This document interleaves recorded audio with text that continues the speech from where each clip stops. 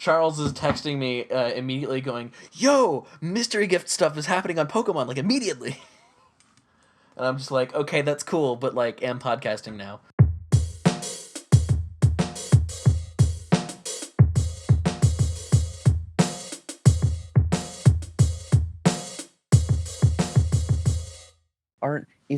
Isn't the floor just a shelf for everything?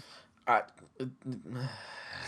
Just blatantly stealing stuff off of the internet at this point. You'll never know where I found it. I'm the Dane Cook of the internet. No, I'm not. Dear Lord, no, I'm not.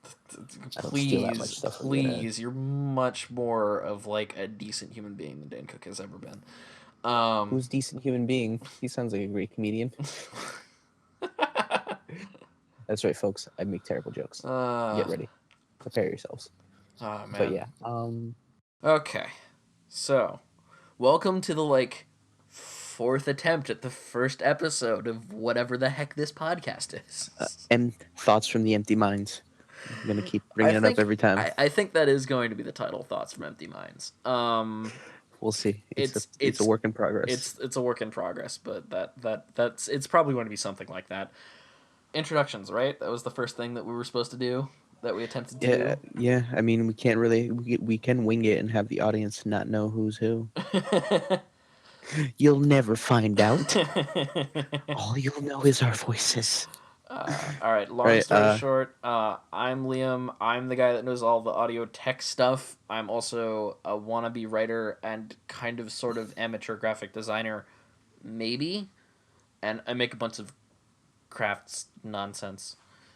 And I'm Filipe. I'm more of a charismatic type of person, although that's kind of overreaching for who I am, and I do more radio presentation work. I mean, to be fair, running a radio show does take a lot of charisma, so you know. Yeah. I always wear my beanie that gives +3 to charisma. Yeah. Yeah, between the two of us, Liam and I are both lovers of music, video games, other nonsense that's, movies and such. A bunch of different stuff. It's interesting, though, because, like, within those things, we have some overlapping interests, but, like, some of our interests are offset. Like, I'm way more into electronic music than most other people in my friend group are, and Phil knows way more about, like, grunge, such. Grunge, like grunge, ska, classic rock than I do. Although you do know Rush, and knowing Rush is already 50% of classic rock at that point. Just by sheer volume alone. So it's just like, all right, let's go into the chapters of classic rock. Chapter 1, Rush. Chapter 2, everything else. Although bands like Yes and Genesis probably get their own like little subsections. I found out. Did I ever tell you about the fact that I found out that the first original like '95 release of Homeworld, like when the original Homeworld first launched, Homeworld the game. For audience members that are unaware, Homeworld's a fantastic real-time strategy game set in space. I can't play it because my mouse is broken. That is a damn shame. But I love it to death. But I found out that Yes apparently got one of their songs basically licensed as a theme song early on. To, really? Like, the first Homeworld. Yeah, apparently they got The Ladder. I think it was The Ladder. Got I mean, to it, so. it makes sense considering Yes was a very prog rock band, and Homeworld's a very out there game in the sense of just it's a spacefaring game with a lot of RTS type stuff, a lot of strategy, and it's not your general video game. It's not it kind of fits people's tastes very specifically. Yeah, but like I don't know, it's really bizarre though considering all of the other like stuff in the game, given that most of Homeworld's soundtrack, while amazing, is like very like atmospheric. Speaking of atmospheric, actually no, I'm not going to do that right now because speaking of atmospheric, how about that ozone layer? Terrible segue. So keeping in theme with music, Liam and I have some little talking points about new releases. But yeah, it's not really a new release, more of an announcement. But Queens of the Stone Age did tweet like a cryptic picture, which ends up being what could possibly be their album art because it does have their name on it, Queens of the Stone Age. I will be linking this in the show notes, by the way. Like in the show notes or in the description if this goes on YouTube. So like, yeah. Yeah, But it's on their website. It's on their Twitter. It's coming 25. Was it? Is what I said last time? yes, it's coming 25. I Yes. still have the image open in front of me, and it's really cool. Like the inner I designer part of me is like kind of like, wow, this is really cool. This is a really cool album art thing. they they got very stylistic since their last release, which was like Clockwork, which for whatever reason they put an ellipsis in front of the word like, but I digress. It The music videos are all really cool. The actual liner art, the cover is really cool. There's not much going on in the liner art itself, but it's like a weird combination between pop art and what Sin City was. Yeah, I would say that kind of would go with what the like Clockwork album cover looks like. It's not And quite monochrome enough to be Sin City, but oh no, it's not. it's super colorful. The Yeah. music videos have a lot of color to them. When you watch them, it's really cool. So it's like if Sin City had a sense of humor and life. Not to put a damper on Sin City because it is an actual a very influential and big name comic series. But it's it's good, or at least parts of it are good.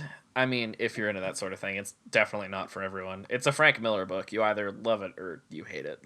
There's or it could be everything after um the original Dark Knight oh, the original Dark Knight comic, Returns. because Dark Knight Returns 2 was kind of a mess, and then Dark Knight Returns 3 was a thing. Was it? Yeah, it might still be I, ongoing. I'm not 100% sure, but that was still a okay. thing. I. All right. And Miller was involved, so I think probably the biggest issue that Dark Knight Returns 2 had was probably the art style. Oh, right. It wasn't the same guy that did all the penciling, was it? No, it was really really weird. Hmm. Um, Hmm. but I don't know. Honestly, I kind of thought it was kind of done with in the original Dark Knight Returns, but I guess he wanted to revisit the storyline, probably add some more, because it was Frank Miller who also did Watchmen, right? No. Watchmen was Alan Moore. Yeah, because Alan Moore, my bad. I'm not the biggest comic buff, but Alan Moore did do the same thing with was it him or was it someone else that wrote all the pre-Watchmen books about the different characters? No, those were someone else. He kind of is still bitter at DC for doing that. I don't blame him. I mean, they are going to be doing the whole story with the Flash and Batman trying to figure out why the Watchmen show up in their The universe, so whole that should be interesting. hey, look, crossover universes thing. Yeah, I know. Hey, look. Hey, look, the comedian's pin is in the Batcave for some reason. And then Batman and I think it was Barry Allen Flash was just kind of sitting there like, huh, What is this is a this? thing. What is going on? Huh. This is all very And then confusing. What on earth is Batman's like, I what? got a bad feeling about this. And then the Flash is like, wow, Batman, stop quoting Star Wars, you fuckhead. That's the abridged version. You're not wrong. But yeah, Oh man. complete segue involving art. But yeah, Queens of Stone But Age, Queens of the Stone Age is doing or a possibly thing. a new album, announced a tour for Australia and New Zealand, which I wish I could go to, but it's a great tour. Onto your Oh yeah, music that's right. stuff I because you have have your whereas Phil has like an entire album, I have like a couple of singles to go off of because I'm the electronic music guy, and in the electronic music world, uh dropping entire albums is like almost unheard of unless you're either Bass Nectar or actually no, I take that back. If you're Skrillex, it's EPs. And even then, he hasn't made those proper things. like EPs in a while. Like Skrillex having releasing Recess was a big deal because everyone was like, "Whoa, what? It's an entire album. Skrillex is releasing an entire like Oh, full length album. What?" But yeah. Anyway, I digress. I never would have believed it. Oh my Yeah, god. no, but Is that kind of moment. yeah, but I've got a couple highlights here, which is me mostly just like pointing at the Monster Cat recent releases. Um We will include a link of a picture of Liam pointing at the releases on his computer screen in the notes of the I will have to podcast. go and Of course, I'm just joking. no, you've done it. I will have to take that picture and upload it to my Flickr and Yes. link it in the show. No, I won't do that. I might do that, but I reserve the No, right to not do we'll, that. we'll do But that I one also day. reserve the right to absolutely totally do that. But anyway, but yeah, no. Over the past like week, there have been 4 tracks that have garnered my attention. One of which is um Wolfgang Gartner and Aerochord released a track today, actually, as of the date of this recording. They released a track called Borneo, and I don't know, it's interesting. I've only listened to it once, so like, not quite sure what to think of it. Whether it's good, whether it's bad, whether I think it's kind of generic, whatever. I don't know. It's weird. It sounds kind of like a lot of what the stuff that Wolfgang Gartner does, but with like a lot of Aerochord's production put on it. But yeah, Muzzy released a track for the first time in forever. Um, and it's good. It's Muzzy. It's like good drum and bass, and it has a pretty decent music video to go along with it. Uh, then Dirty Phonics and Bass Nectar released a track together called Watch Out, and it's got the Raga Twins on it. Oh, them. Yeah, They're pretty awesome. they are. I've been like looking to see them like pop up elsewhere because like their music is really hard to track down. Like I know that theoretically they make jungle, but I don't like it's so hard to find any of the tracks that they do on their own. It's really weird. You only ever see them show up with other people. And hey, like whatever, more power to them, because like hey, they basically made a career and a name off of doing that. But at the same time, like the couple little bits of things that I've seen that they have made are really cool, but I don't know where to find anything else because they're like they only recently like broke out into stardom, I guess. So a lot of their stuff is more underground. Guess I just need to learn how to look for things better. The thing that caught me by surprise was there's a track released by an artist called Nanobii, spelled Nanobii. It's a very small bee. It's Um, actually a legitimate well, bee. it's called Bubble Beam, and I'm not normally one for happy hardcore. I'm not normally Liam, one for hardcore in general. that name is a misnomer because bug type Pokemon should not be able to use the move Bubble Beam unless it is a bug water type.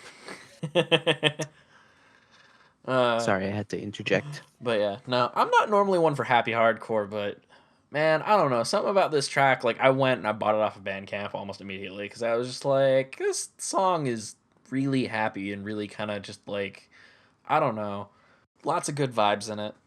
But yeah, I do need to get back into maybe electronic music because it's been a while since I've actually sat down and listened to it. I've been in a very rock kind of mood. Although, granted, with my current mood in the past few years, it's just been kind of like, just want to sit with something comfortable because, comfortable. yeah, no, that's fair. Yeah.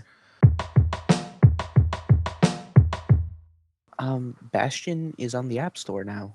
It's Huh. been on the App Store for a while. I think the most recent release on the App Store for Supergiant has been Transistor. Actually, I finally got an App Store port, Oh, really? That's pretty cool. which makes more sense than a Bastion port, honestly, because I have no idea how you'd play a twin stick shooter on an iOS device. I mean, you can technically put the twin sticks in the iOS device. They're just on the screen, and it might take up some I space. mean, yeah, but They've done it before, well, so the problem is I don't know. a lot of things The twin stick on Bastion made sense because it was you have your two thumbs on the sticks and then everything else you do is is a button. is a button.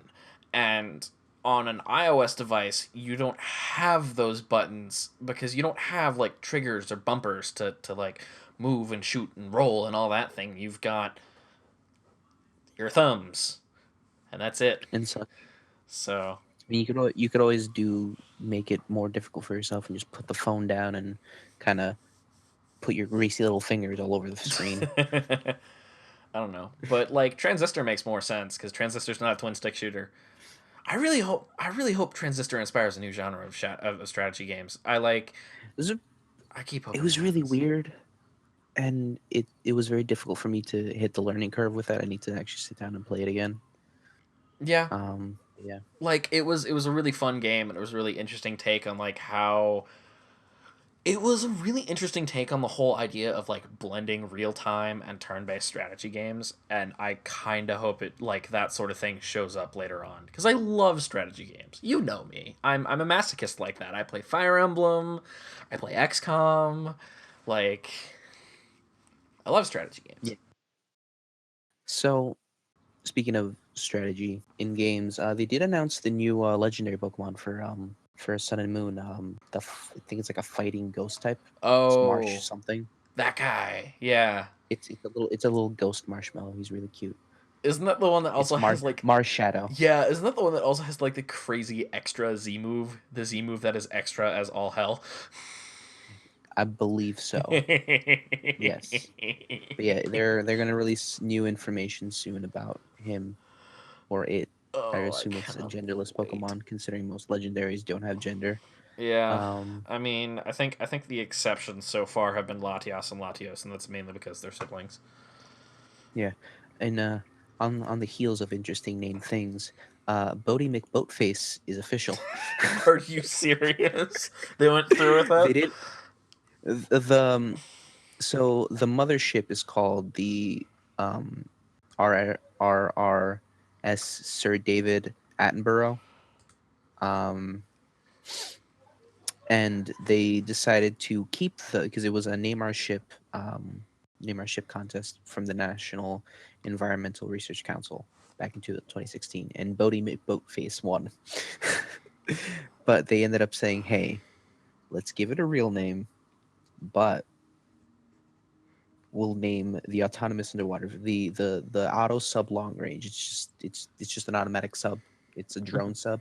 That's named Bodie McBoatface, and it is officially printed on the side of the sub, Bodie McBoatface. That is highly amusing. So in honor of Bodie McBoatface, I just love it's one of my moments where I love people because it's nothing offensive. It's not. Like it's not It's offensive. it's Bodie It's McBoat. It's Bodie McBoat. I can words. it's just funny. It's just really funny. It is. That's hilarious. I love that. Oh man.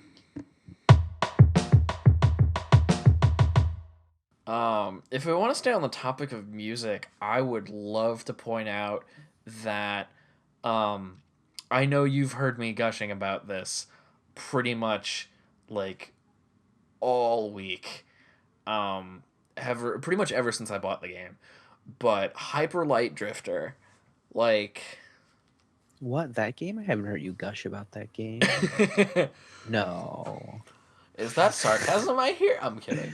It is Snark. It is, yeah, no, but like I dove into because like it's always kind of a different experience whenever you play a game, and like sure, there's a different experience when you're playing the game and the soundtrack is in the game and adding to like the mood and everything, and then after you're done Yes. with the game, you jump out and you experience the soundtrack on your own, and just like I got reminded that despite what I might think of the Fez soundtrack, um, Disaster Piece is still an amazing musician.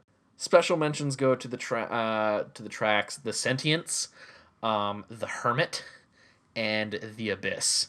I'll see if I can link individual stuff to that. If not, I'll like find a Bandcamp. If I can, I'll like link to that so that people can check it out. But like, man, like See, my favorite songs definitely had to be The Shut In, The Unconsciousness, and The Last Brownie Left in the Fridge. Please don't eat it or I will kill you. The last one's a very interesting song. It comes from a very personal place for me. are those off the new Blink album or? You know, it's actually off the new Fall Out Boy album. All right They then. although they might remove all the vowels from the last one that I mentioned. Figures. Speaking of games, that's actually I full disclosure, I did back ukulele on Kickstarter, which was a great decision. But it releases in I believe 4 days on the 11th. But I got a an email today saying that I got my copy early, my code early for the Steam download. Oh really? So yeah, Have you played any of it? I haven't yet because I didn't remember. I got the email this morning. Gotcha. I looked at it and I'm like, oh, cool. Forgot about it completely for the rest of the day. Until now, I saw a Twitter post about ukulele and I'm like, wait, You got to let me know how that game is. it should be pretty good. I mean, I'm all of hoping. the I Banjo mean, Kazooie games, all the true Banjo Kazooie games, because we don't acknowledge um, nuts and bolts. oh yeah. That was a travesty. The interesting thing about Kickstarter games, don't get me wrong, like I love Kickstarter games to death, but one of the things that I love as like a necessity that Kickstarter games kind of have is that they kind of have to release everywhere. Like they have to Yes. release on as many platforms as possible. Um, It's the same thing with ukulele. It's gonna be Linux OS, Mac OS, Microsoft Windows, PS4, Xbox One, and Switch. It was originally gonna be Wii U and Switch, but they decided, I guess they scrapped the Wii U. They told the people who had originally ordered the Wii U version that they would be either refunded or given another choice of copy. yeah, no, that makes sense. I So mean, Nintendo's basically dropped all support for the Wii U, so it wouldn't surprise me if they sit there and they're like, okay, we should probably not make it for the Wii U. yeah, because there'll still be a decent amount of people that still have the Wii U, but in a console's life cycle, this is the point where it's just there because it still can play all the Wii U games. Do you know the band Fountains of Wayne? No. There's a band called Fountains of Wayne. They're from Wayne, New Jersey. Somehow I'm not. They're from there's a few hockey players from New Jersey. Kyle Palmieri of the New Jersey Devils is from New Jersey. Really, a Jersey Devils player Um, is from New Jersey.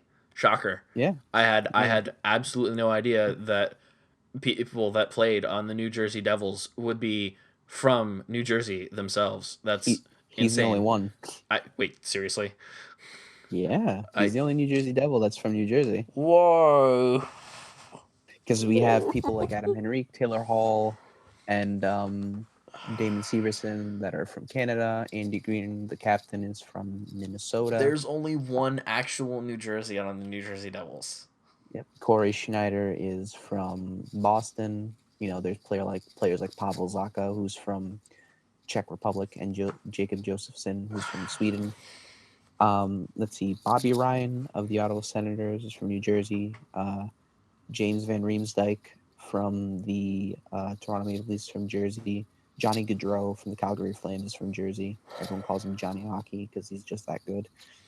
He's so good, they name him after hockey. I cannot believe. I cannot actually believe that the New Jersey hockey team only has one player that's actually from New Jersey. Surprisingly, that's a trend. There's like if you go to California, there's not a lot of people who play for the San Jose Sharks or the Los Angeles Kings who aren't a real team. I don't acknowledge them as a real team. Why don't you like And them again? they had the whole Miami Heat effect. Oh, So right. It's not the team, it's the fans. yeah, I mean some of the players I really don't like, specifically their goalie Jonathan Quick. He has a temper and he's honestly mediocre at best. Oh, right. But Yeah. that's just my opinion. Can we talk about Samurai Jack? Because I'm excited about Let's the new talk about season. Samurai Jack, and I think we'll call it a night. So, What was I gonna say? so I, you caught up on the series Almost. before. I'm currently at season 3. Okay, so season 3 of 4, and then Samurai Jack got canceled after season 4, and then Not canceled. It was never officially canceled. They just kind of stopped. did it just like go on hiatus and never come off hiatus until now, until Adult Swim picked it back up? Yeah, because basically they were the creators of it were the ones that also ended up making whatchamacallit, the original Clone Wars series. Wait, really?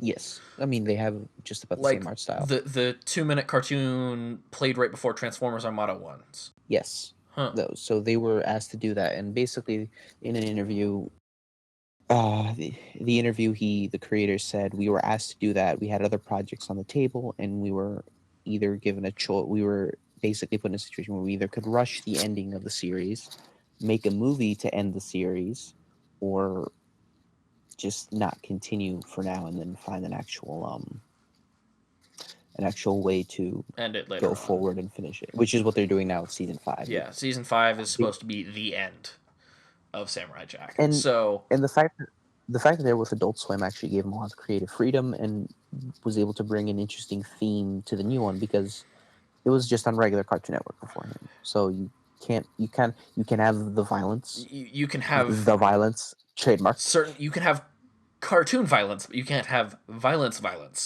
But on Adult Swim, Yeah, anything that Jack killed in the original series was usually a robot, maybe an alien, and even then it was an alien robot. Shinobi, But the Shinobi fight is still one of my favorite sequences in animation. yes, it's absolutely amazing. There's so many great It's sequences. oh It has god. great humor. It has a great respect for the different cultures that it uses. It doesn't appropriate it. Phil Lamar Um, voices Jack too. Like you can't go wrong with that. It's Phil Phil. Lamar, by It's the way. freaking Phil Lamar. But the new season, one of the themes is Jack. So what you know going into it, um, Jack doesn't have the sword. he no longer has a sword. Yes, he cannot. He does not age because of the time travel that Aku placed upon him. Time fuckery. And now there is blood and actual death, human death, which is a whole thing where Jack finally comes to terms with that he actually had to fight a person and take someone's life. Oh, that was probably fun. It was handled very well. They've only had 3 episodes of the new season out so far, Yeah, I but need to catch up, I've but they've done a good job connecting it. They're doing a good job with Jack's dealing with a lot of psychological issues because of the fact that one, he knows he cannot die. He can't go back to the past and save his family and everyone else. And there's a lot going on. There's one recurring character that has never shown up before in the series, but has started showing up, and it's interesting to see what's going on. And the voice actor they got for Aku he's pretty good. He does so. The original voice actor for Aku also voice acted for Uncle Iroh in Avatar. Passed away before they were able to do both Legends of Korra and the new Samurai Jack he season. passed away before they were even able to finish Avatar. He passed away after they Yeah, finished book 3, and they didn't. I think he died in between uh, the release of book 3 and book 4, if I remember correctly. yeah, Really unfortunate, yeah. but It was, I believe, it was thyroid cancer. It was an advanced stage, ouch. Cancer but sucks. yeah, they got someone to come in for Legend of Korra to reprise his role, and he did a pretty good job. There was a slight difference, but you can't replicate a person's voice perfectly. Yeah, you could And the barely same tell thing, in between like the difference between book 3 Iroh and book 4 Iroh just because the guy they got was really really good. and that's the same guy that they've ended up putting in for Legend of Korra and as Aku. They actually talked about it. They had the grandchildren, and the voice actor was survived by, I believe, his daughter and his grandson, and they had to come in for the recordings. And the creator of the show said that they were very touched at the fact that it sounded like it was their grandfather slash father, and were very emotional about it, Oh wow. which was, yeah, it gives testament to how good the voice actor is and how he's trying to honor the legacy of. I really need to look up his name. I don't want to be talking about him like he's like a third party, but he really does a great job to honor his history and what he did for the show, because Uncle Iroh is one of the best father figures in shows ever, and Aku is just a fantastic villain. Like, he's hysterical, he's funny. The He's original voice actor for Iroh Iwamatsu, I think. Iwamatsu. There we I go. may or may not be I, butchering that. Forgive me if I you're am. you were closer than I was. Let's be honest. He got esophageal cancer, so I was close in the area. But yeah, yeah, but yeah, he was Aku. I love Aku. He's hysterical. Uh, he's really funny in the new show. There's a scene where he does a little bit of spoilers because it is a scene that happens, but it doesn't ruin the entire. He doesn't ruin the entire. It doesn't ruin the entire show. But there's a part where Is this the part Aku where you get to see goes. his inner monologue? He it's like an inner monologue, but there's like an actual like appearance of him. He goes to see a therapist that is literally just Aku in a button-up shirt and Oh over a boy. sweater vest, wearing glasses. And they actually did a joke that I appreciate where he begins to bring up the name of Samurai Jack, and his therapist Aku says, "We do not bring up his name. This is a safe space. This is your place." And I'm like, wow, a safe space joke that doesn't mock people. I really appreciated Wait, that. when you say they bring up his name, are they implying that his name isn't Jack, or does he like get to the point where he's going to say Jack's name is Jack and he just No, doesn't? well, in episode 2 of the series, when he's asked what his name is, he remembers Samurai Jack remembers. This is episode 2 of season 1. He remembers the fact that when he first traveled to the future, there were these people just calling him Jack, kind of like in the colloquial way that people will refer to someone. Oh yeah, And he's like, "My name's Jack, Samurai Jack." So it kind of stuck throughout the series. yeah, That's his de facto name. We never heard what his Japanese name was gotcha. throughout the series.